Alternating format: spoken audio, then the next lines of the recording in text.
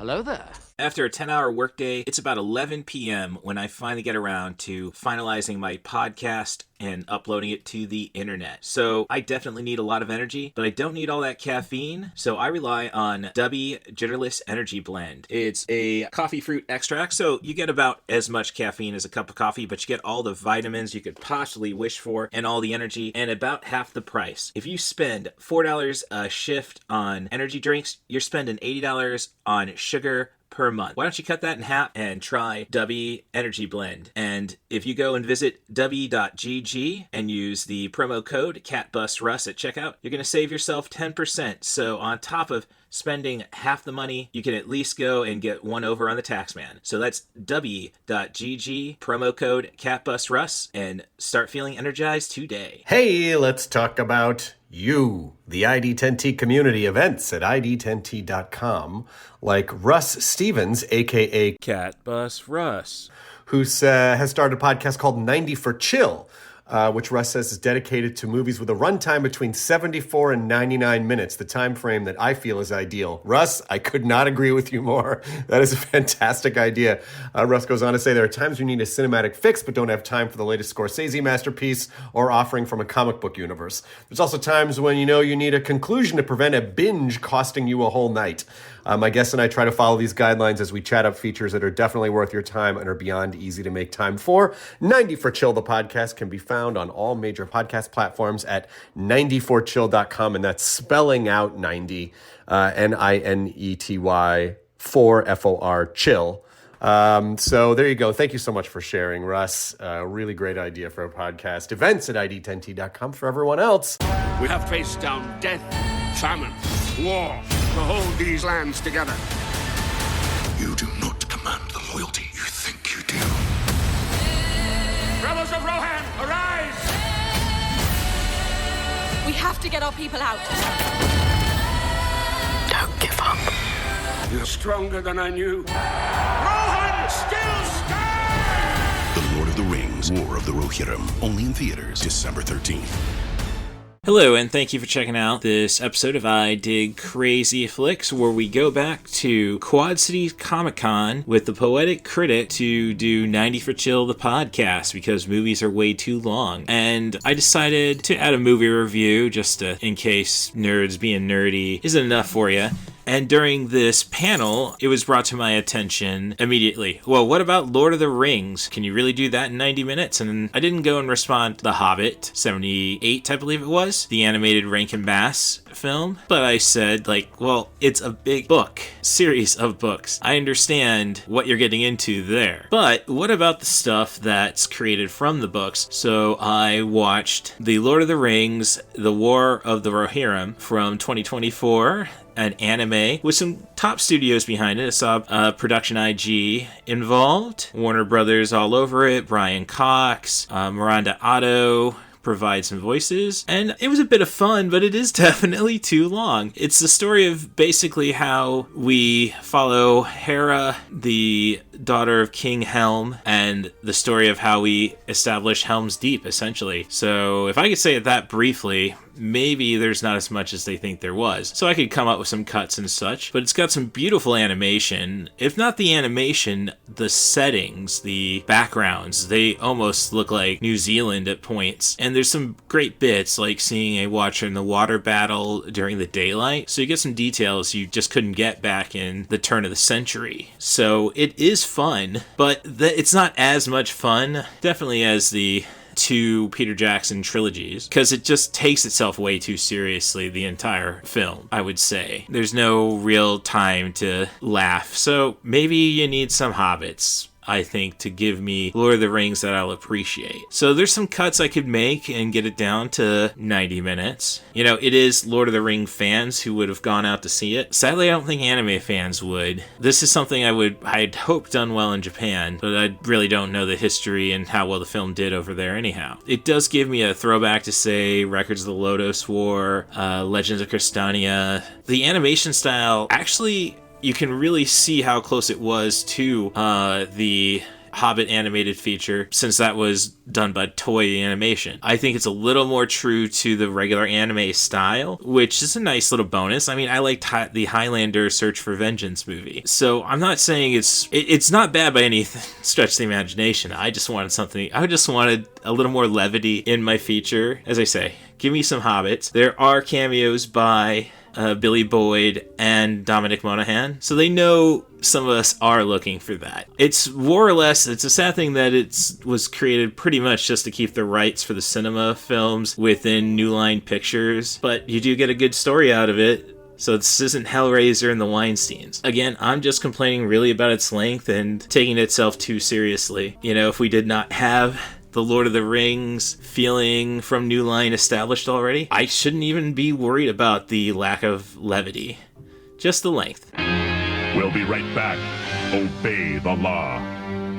You do not have to be like me, because I know that everybody's social media feed is bombarded with ads for the new guilt-free snack. But you're scrolling on social media, so you're curious about a lot of things. And fortunately for me, I have a pretty high batting average when it comes to trying stuff from online sources. One of those hits was Deutsch Snacking Dough. It's cookie dough. You can eat raw, you can bake into cookies in under 10 minutes, and it just fills you up in a few scoops. I like to eat a pound, maybe 2 pounds of chicken wing in a sitting, and still there's the urge to go for that third pound.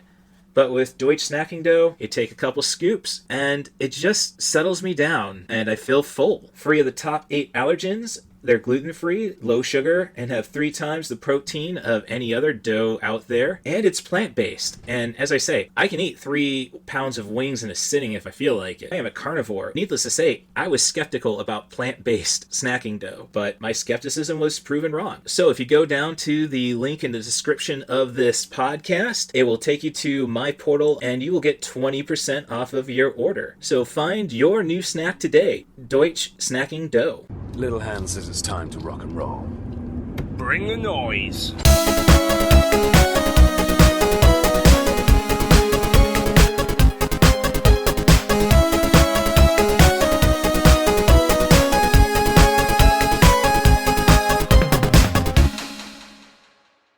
Welcome, the Kirkwood Community College, to I Did Crazy Flicks presents 90 for Chill, the panel, because movies are way too long now. And before we get into this panel, since it's going to be recorded as a podcast, let me get the legal work out of the way. And let me also answer, younger audience, so maybe not Phantasm fans. Any Phantasm fans? Horror movie 79? Okay. All right, so it's not a Lost reference. Wait, was that the one with the ball? Yes. Yeah, okay, yeah. So I'll do my best Angus Scrum. I'm not promising anything grand. This podcast is protected under the laws of the United States and other countries. Unauthorized duplication, distribution, or exhibition may result in civil liability, criminal prosecution, and the wrath of the tall man. Boy, okay.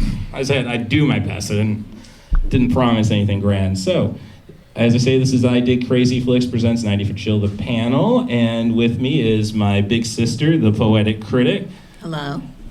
And what I Did Crazy Flicks started as a podcast was a 90 for Chill, which presented the argument that movies should have a runtime between 70 and 100 minutes. Anything else is just getting indulgent.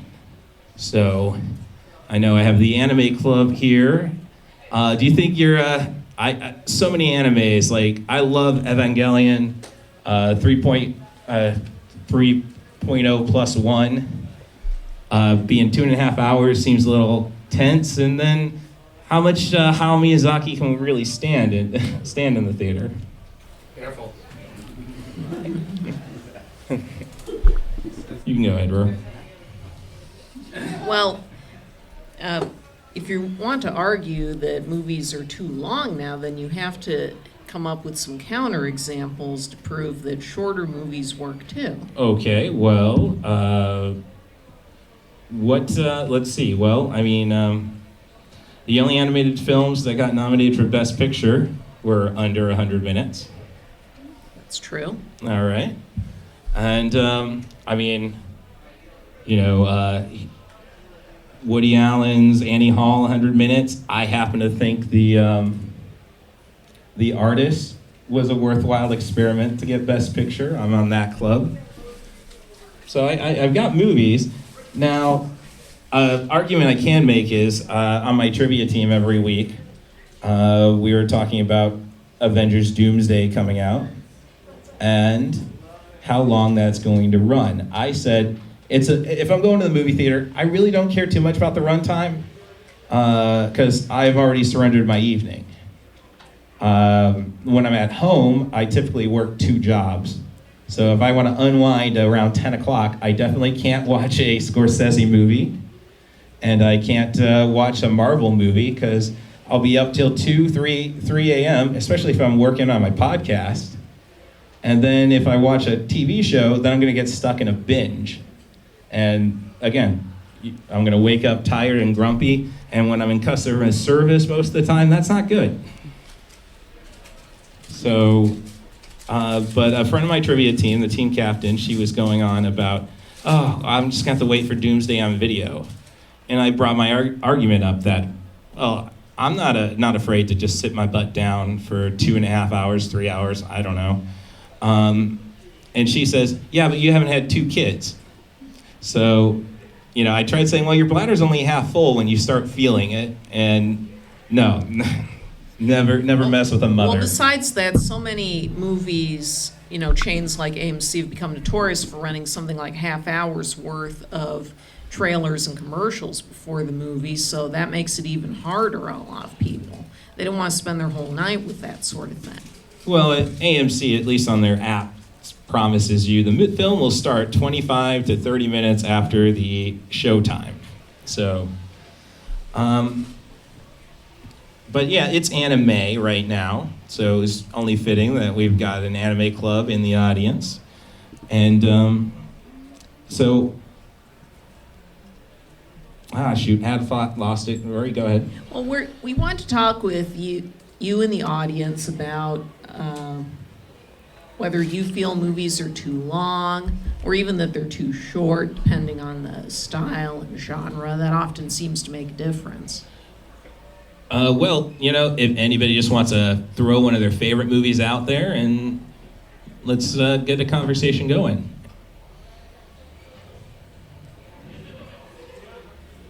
Bueller. So I'll throw out Lord of the Rings. Okay? Yes. And my counter argument to are movies too long? If you have a movie based on a book and you leave something out, then the fans just go ballistic saying, why was this left out? It didn't follow the book. Well, Peter Jackson offered, 5 endings to Return of the King.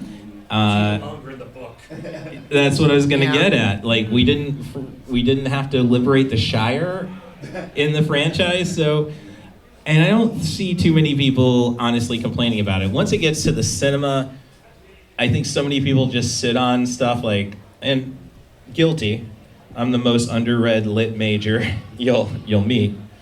I would say that that's their way of getting into it. So, and a lot of times, like, it's good that when you cut something like that out, you'll have the book readers seem to enjoy the movies for the most part. Like, oh, but this wasn't included, and it might inspire people to read the books. Now, and literary adaptation, honestly, I'm not too frustrated with because I think of how screenwriting works. It's 1 page, 1 minute. So if you've got a 600-page book, if you can get that down to 600 minutes, which, okay, that's a little extreme. That's, 500-page book, 5 minutes, 3 hour, see where I'm going. You know what you're getting into if you just go to your local library and pull it off the shelf. Well, there are many lengthy movies that weren't able to include everything. There was a lot of stuff cut from Gone with the Wind, and that movie's well over 3.5 hours, counting the intermission and all. And most people will say the best movie in 1939 was the under 100 minutes Wizard of Oz. I'm sorry, history doesn't look at Gone with the Wind very well. But it still remains popular and a center of conversation, even if it is problematic. That's part of discussing it, is bringing that up. Could be worse, could be Birth of a Nation. That's true, The too. U.S. film history class talked about that a bit. Just me, it could be worse.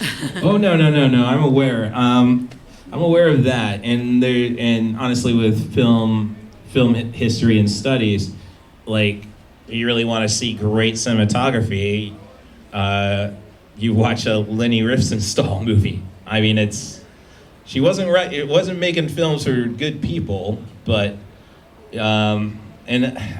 that's really when you can't separate the art from the artist on, I suppose. But you can't, you see one image of somebody jumping off a diving board in that film, and like, dang, that's some skills I want to learn.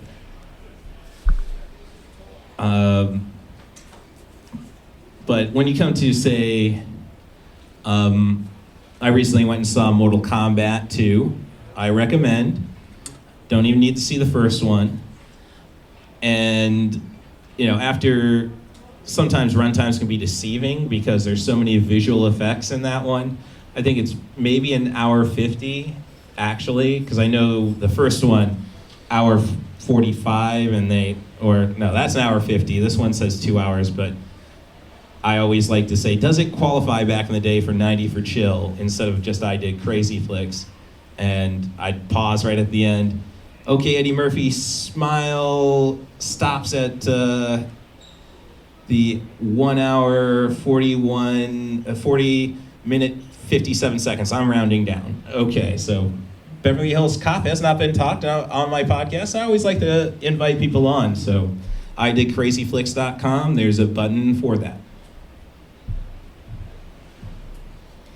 Well, one thing I was just thinking of is how oftentimes when we start watching movies as kids, we do start with relatively short movies. Disney animated features, Pixar, Wizard of Oz, Willy Wonka and the Chocolate Factory, Secret of NIMH. Those were all staples in my house growing up, and all of them are about 75 to 100 minutes each. But as we've grown older, the average runtime of a movie has ticked up a bit, though not as much as some would argue. And nowadays you see kids being expected to sit through epic-length movies and TV shows on a regular basis. I think this goes back to the Harry Potter films, at the turn of the millennium, because there was such a desperation to get as much of the books into the films as possible. And even then, there were some pretty significant cuts. You want to talk about problematic? But I'm wondering about that for the younger people in this group, because I grew up in the 80s. What movies did you start with? Are you more used to longer narratives? Not just in movies, but in books. I mean, we've come a long way from the 80s when a lot of us kids, if we weren't doing our required reading for school, we were reading stuff like Sweet Valley or Babysitter's Club or Goosebumps for kids who are a bit younger than I was. I feel like in my household, I was born in 2004.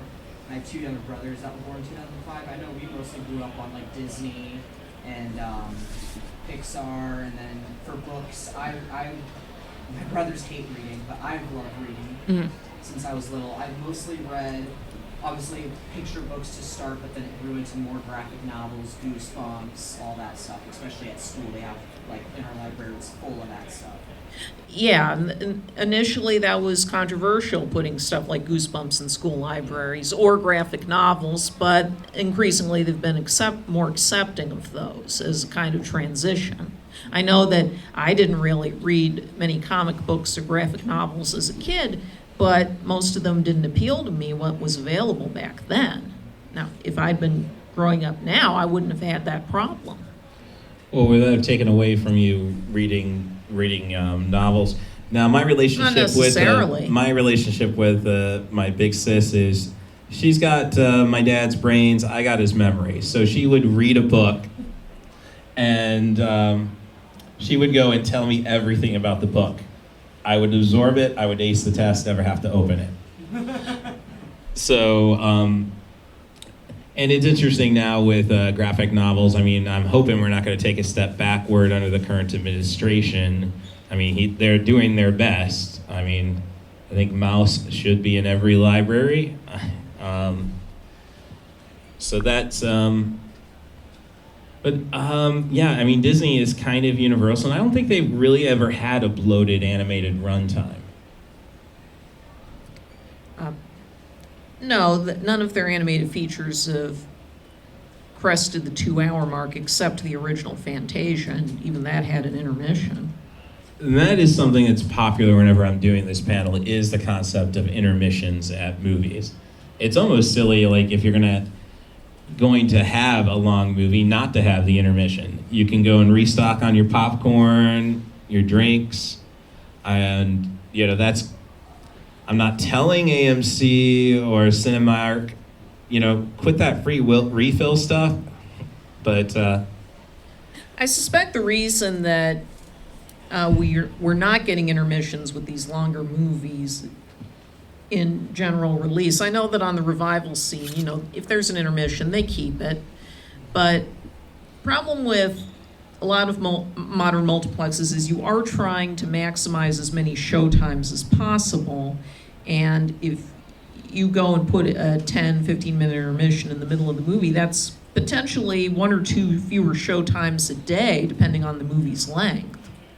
Well, that's another thing that gets brought up with intermissions are double features, which the last one we really had was The Grindhouse in 2007, Robert Rodriguez, Quentin Tarantino, and everybody I talked to who went out and saw The Grindhouse said the theater was packed, but they only get 2 shows a night. Yeah. So it ends up being a bomb just because they couldn't have those extra theaters to go and have people watch it again.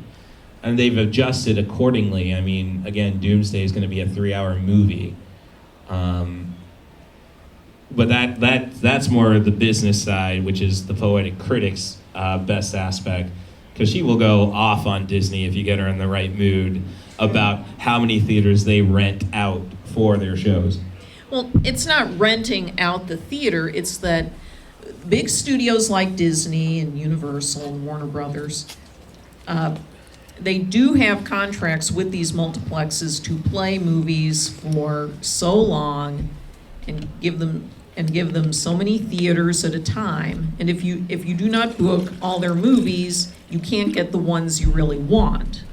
I was reading an interesting article about a month or 2 ago that looking at movie theaters in smaller communities, places that maybe have only a 1 or 2 screener at this point, they still do good business. People want to see movies. But if they're going to have a contract with Disney, for instance, and they want to get, say, Zootopia 2, that also means they have to run Tron Ares for so long, even if no one's coming to see it. And that's why there's so many Philistines out there. Tron Ares was an excellent movie, 4-star at least. I mean, you can complain about Jared Leto, we all do.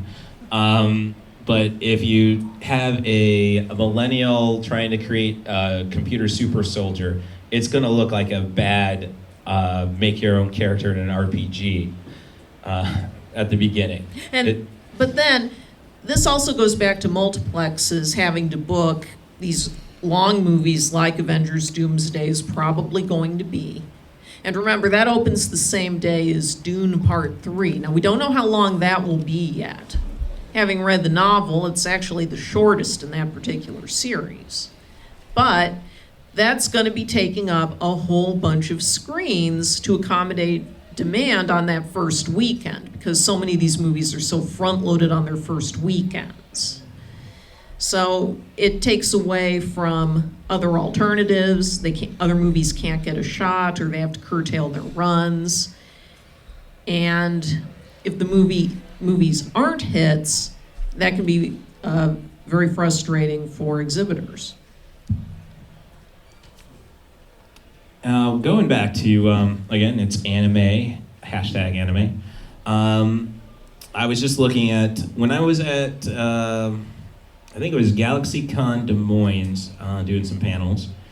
I couldn't get out to the movie theater, obviously. They were, I think the top movie of that weekend was the Demon Slayer. And I'm looking at that runtime right now, 2 hours, 35 minutes.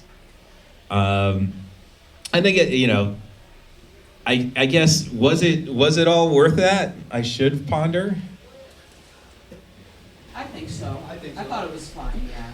I know I was at GalaxyCon last year. People were leaving to go to the movies to go see it during like con times. Oh yeah, no, I didn't have that. I didn't have that that great crowds on that one.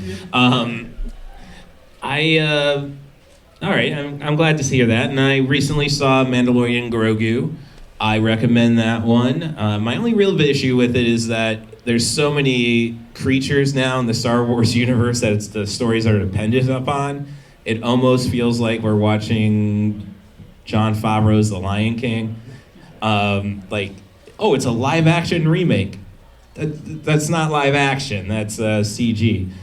But I would go and say, though, that I think the film would have been better served to just be 3 minimum miniseries on Disney Max. Disney Plus, sorry. Yeah, so it's so some things can definitely be broken down. That's what I'm kind of getting at.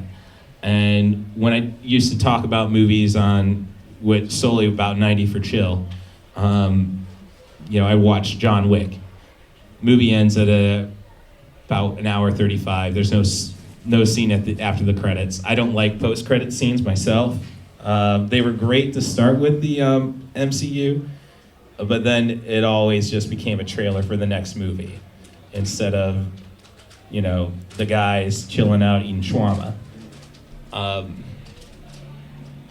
You have something, Nora? Okay, so let's get, okay, so let's see. Sorry, trying to read the room and what have you. So I know, I got attacked, or I didn't get attacked. I threw out that, how much Hayao Miyazaki do we really need? He makes so few movies now. I'm not going to really trash on him too much. But you look at these longer ones, though. The Wind Follows, beautiful movie, but that one could end, a depressing movie, that could end at any time. And it used to be, for me, being 46, anime was a tough thing to come by. I would mow my lawn, get my allowance, go to Suncoast Video back in the day, spend $25 on one VHS tape, 1 hour of content, and wait for the next release next month of the series. And I say $25 a tape because I don't have that much money. I'm a kid. So I'm not getting subs, I'm getting the dubs, and I have an appreciation for dubs because of it. I love how, at least back then in the 90s, where we have because anime is notorious for just having long scenes with nothing actually happening. So they're just trying to throw in extra stuff like, whoa, a Highlander reference in Devil Hunter Yoko 6. Cool.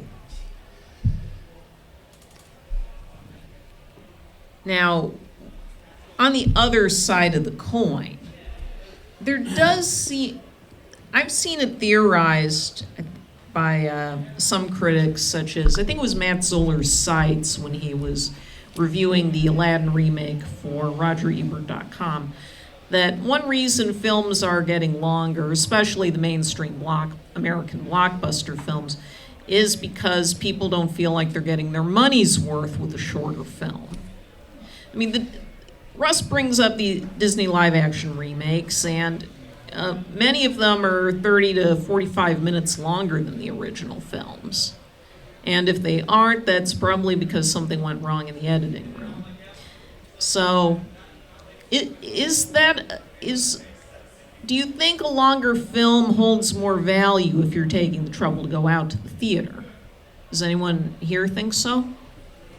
Not really. Sometimes it's also how the film can be paced, since sometimes a short film can feel a lot longer, while longer films can feel a lot shorter depending on how things are paced. Yeah, Siskel and Ebert had a saying that no good movie is too long and no bad movie is short enough.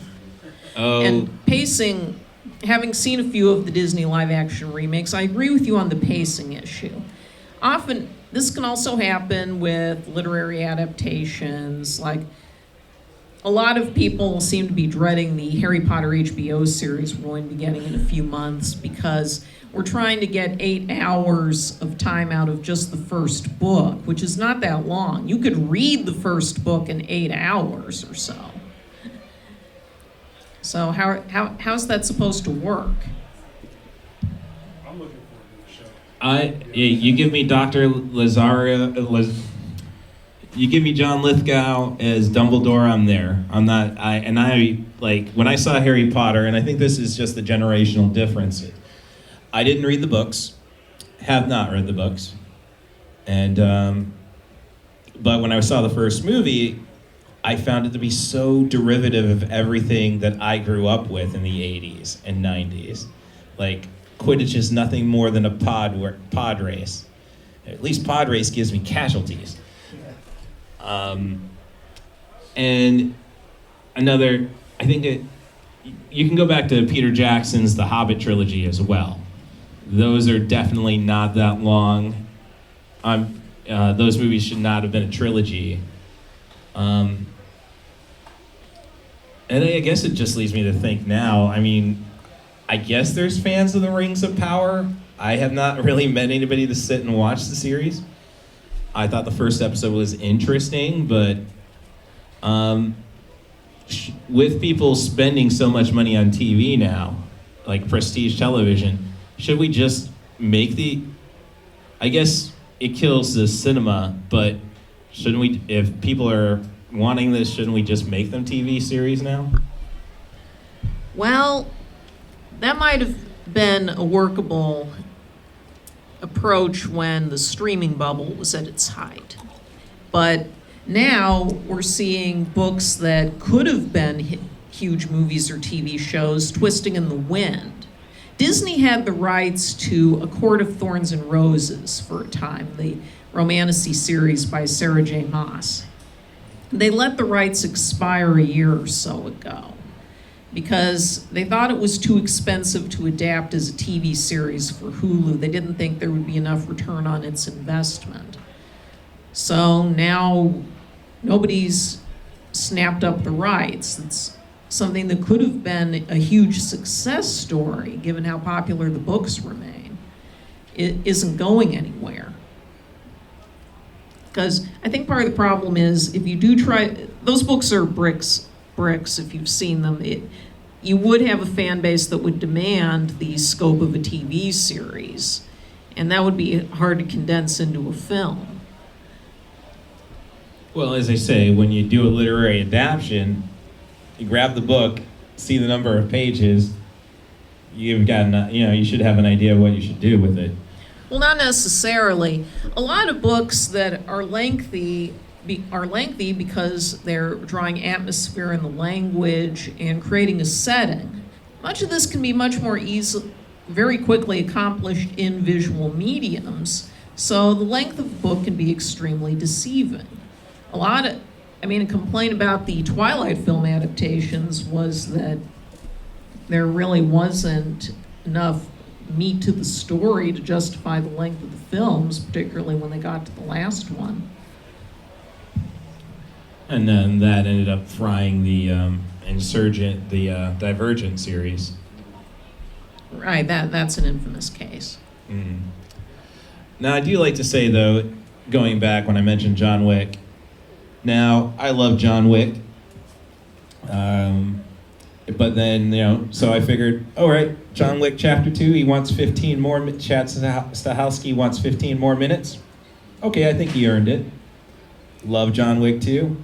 Oh, he thinks he needs another 30 minutes? Okay. And then John Wick 4, I loved it.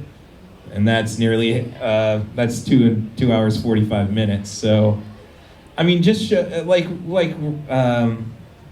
on Rick and Morty, show me what you got.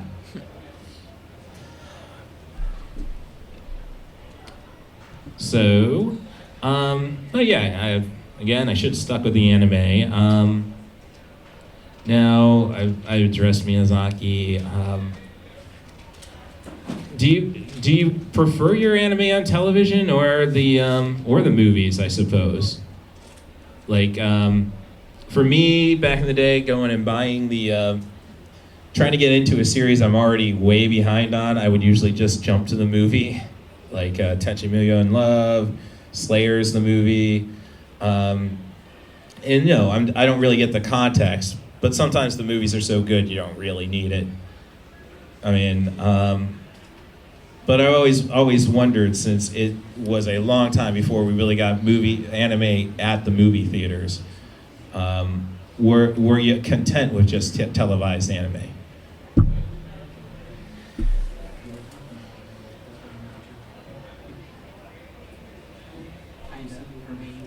Okay. Being content doesn't necessarily mean happy. You're making the best of what you have. I know when I started to get into anime, oh gosh, I probably was in like 4th or 5th grade, and it was when it like was a cropped picture in the left of a YouTube video. Like I was watching anime through YouTube because there just was nothing out there. But now you have like Crunchyroll and all that stuff now. Like the streaming services and stuff now, and even Netflix now has anime. Well, Netflix has a lot of anime at this point. Oh, you sweet summer child. Yeah. Like, all I had when I was in 4th grade was Robotech videos my parents wouldn't let me rent. Loved Voltron. It took me a while to get into Power Rangers, just because, no, I've seen this. 5 Lions. Yeah. So, but it's, but I think the shorter runtimes definitely do favor certain genres. Like, I loved Midsommar, but yeah, that's a little indulgent. Like, Wes Craven would get it done in 90 minutes. Sean Cunningham, 90 minutes. John Carpenter, who I'm a huge mark for, always got things done in a pretty brief time. And then, like I always say at the end of my podcast, oh, if you want to be a guest on the show, offer me a theme, a director, a movie, an actor. As long as the content's off the wall, I'll talk about it. But if you got something a little more down to earth, like a Richard Linklater, I think we're only going to be limited to the Before Sunrise trilogy, because I'm not going to go and watch Boyhood for you.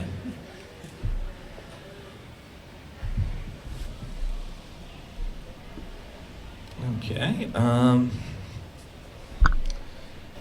So on the animes, do you think they're getting longer because it's getting cheaper to make them? Where in the past you would have to have so many people, actually graphic artists and so on, and now that can be done by maybe 1 or 2 people? Oh, you watch the credits to an anime, that tells you differently. I mean, that just means we're a better society, giving everybody credit. Because not money, but credit. I mean, the industry's in pretty rough shape right now by a lot of standards. There's just too much low quality stuff being cranked out by people who are not being paid nearly what they're worth, especially for working in a creative industry. Well, it makes me think of Godzilla -1. Best Picture, Best Special Effects Oscar, correct? 2023? Yes. That movie cost $12 million. Oh, so it's just like, maybe I want shorter movies so I can see all the money, see where the money is going. Like, oh, it's I think Mortal Kombat was 2 was $80 million. It's going to break even. I want a third one, but did I see it all on screen? Is what I ponder. I know Carl Urban is not a $20 million actor. So I guess that's something I'm more concerned with, is just the fact that there's no... Trying to get into budgets and what's on the screen is a fool's game. When you see that Disney is spending like $200 million at a go on something like Wish or Elemental, or supposedly even higher for something like the Snow White remake. Oh yeah, I saw that on Disney Plus. No, I have not seen it. I will watch the Cinema Snob. I'll watch the Nostalgia Critic. I will watch anybody talk about Snow White, but no. That's the thing about comparing American budgets to international budgets. There are issues with unions and how well people are being paid, but it is very hard to tell where the money goes with a lot of American productions, especially now. Well, if you're familiar with the producer Robert Evans, maybe that's why some of these films are so long, is they're trying to justify the budgets when people find out about them, because we know more about that now than we did, say, 20, 30 years ago. Right, classic Robert Evans accounting. At least there we knew where the money was going. But I had a thought. I think when it comes to money in movies, I go back to The Simpsons, Itchy and Scratchy the movie. When Kent Brockman gets to go to Korea to show you how American animated films are made, and you have Korean soldiers with hitting people with the butt of their rifles that keep them drawing. So I guess I'm a little concerned about that. I mean, we've heard reports, lately it's become clear that one reason Disney's been moving the production of the Marvel movies to the UK is because it's cheaper there. They don't have as much to work. They don't have to do quite. They don't have quite the same kinds of union fees or what have you. It's also why they don't want American FX artists to unionize, or why a lot of animation studios do outsource a lot of material to other countries or smaller studios now to keep budgets down. Also, there are overseas tax credits that have helped keep budgets reasonable for... Illumination does this a lot because the original studio is based in France. And they have in the end credits. This movie was partially produced in France, and there are tax issues involved. Well, as a movie snob, I just love the idea, Pinewood Studios is being used. All my favorite movies are from there. Aliens, yeah, I know, long movie. Full Metal Jacket. James Bond. I guess it's all kind of based on what you're raised on. Again, I came to the 90 for chill idea just because more or less my work life. Adulting sucks. I'm sorry to break that to y'all. Aw, that's sad. Hey, I'm an underemployed professional wrestler. If I can get the emotion, I'll take it. I mean, I've read things saying that a TV show or a movie's budget can be driven up just by having to be projected in 4K. Like Doctor Who's most recent seasons, when they went to Disney Plus for a while and it was a co-production with the BBC, I guess one thing that was driving the budget up was that Disney demanded it be 4K, whereas up to that point, they'd been shooting for 2K. It's 4K as one of the best job I've ever had. I will tell you that 4K is a crock. Sometimes the HDR is nice, but for the most part, the human eye can't like, I know we have 8K, my company sells 8Ks. Your eyes aren't ready for that yet. Well, how does 8K work? Oh, it's just double the definition on 4K. And we're going into that, fortunately, everybody's going to be so poor it's not going to take off. All right, well, I know we've got a leatherworking panel after us, and they're going to, so do your best to clean the tables off. And I'll just go and get to our wrap-up. Again, thanks for coming. Sorry to give you a lecture, because I know it's a college thing. I appreciate your attention. So I'll just get through the formalities and wrap her on up. You can find The Poetic Critic on Letterboxd. That's The Poetic Critic, all one word. You can find me on Blue Sky primarily at CatBus Russ, proudly banned from Twitter. I'm also on Instagram and I guess Threads technically. If you'd like to help the podcast out, we have a Patreon, patreon.com/IDidCrazyFlicks. Get ad-free episodes, so you don't have to see me pushing the W.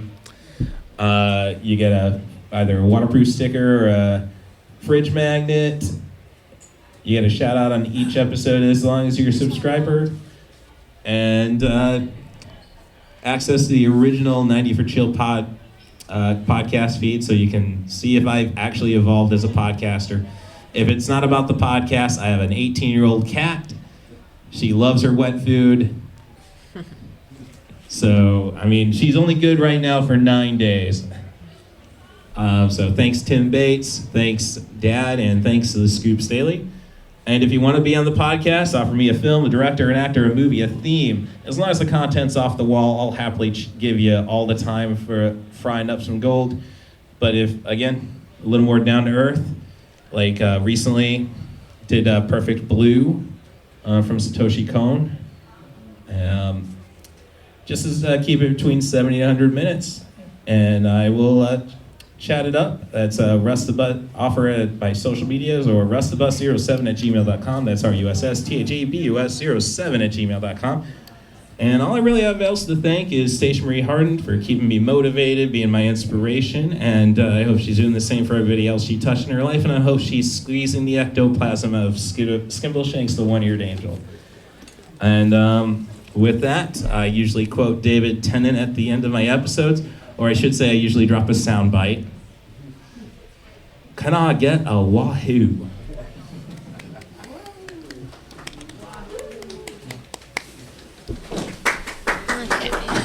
Thank you. Thanks. This podcast was made possible by the love and support of Dave and Cindy Stevens, Rory Stevens and Allison Higgins, Danny Daniels, and Stephanie Smith. Long live Flash! You've saved your Earth. Have a nice day.